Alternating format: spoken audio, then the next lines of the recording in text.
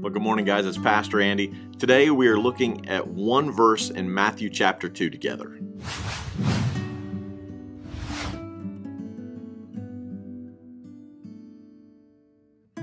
As I was reading my devotions this morning and going through the beginning of Matthew, there's a special verse that jumped out at me. Now, most of you know that at the beginning of Matthew is talking about the birth of Jesus.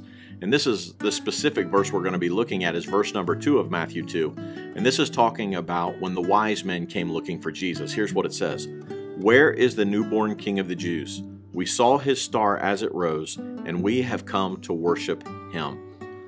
When I read that verse, the worshiping him part of it just absolutely jumped off the page at me.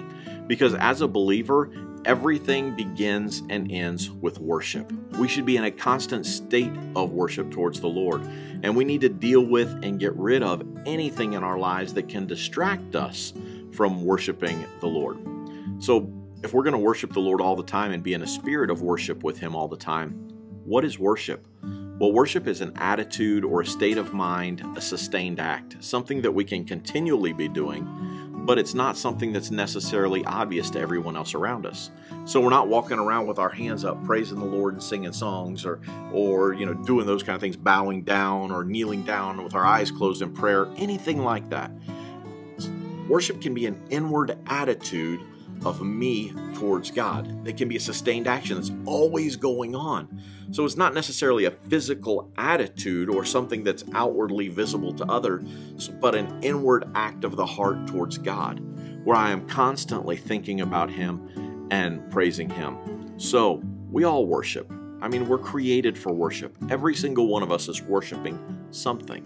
The question is, what are you worshiping? Well, I'm not worshiping anything. Well, yes, you are.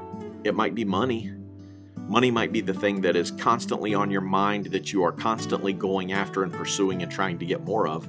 It could be family, that, everything is about our family. We have to be together. We have to do this. It's the next vacation. It's the next thing. It could be a relationship. I just have to have this relationship with this person. It's just everything that you think about and everything that you focus on. It could even be your job. I'll never forget the story of my Uncle Jim, who was the founder and president of the Hells Angels in St. Louis, Missouri. He had 65 men riding under him and was a bad dude. And Uncle Jim came to the Lord later in life and became a preacher, and thousands of people were influenced and thousands of people came to Christ under his preaching and ministry. But I'll never forget the story of Uncle Jim's mom calling his brother one day and saying that Uncle Jim was worshiping his motorcycle.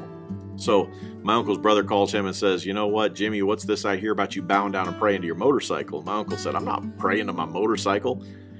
But in essence, Uncle Jim really was worshiping his motorcycle because it was everything to him. It consumed his thoughts. His whole life was centered around it. So he was worshiping that one thing. Because anything that we put before God, anything that distracts us from our relationship with God is an idol that we are worshiping. And we've got to deal with those things and take care of them, get them out of our life so that we can focus on the one true God. Every day is a new opportunity for me to worship the only one who's truly worthy of my worship. Every day is a new opportunity. And I need to start each day off thanking God for the new day that he's given me and a new opportunity to serve him and focus my life on him. I read a quote and I wrote it down here. I want to read to you. It's from Samuel Medley, who lived between 1738 and 1799, and he said this: "Awake, my soul, to joyful lays, and sing of thy great Redeemer's praise."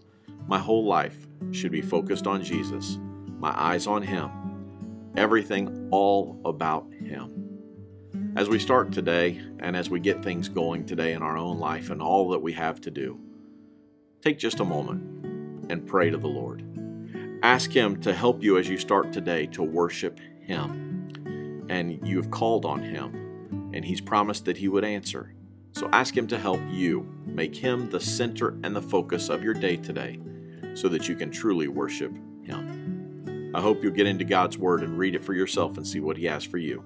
And until tomorrow, God bless you and have a great day.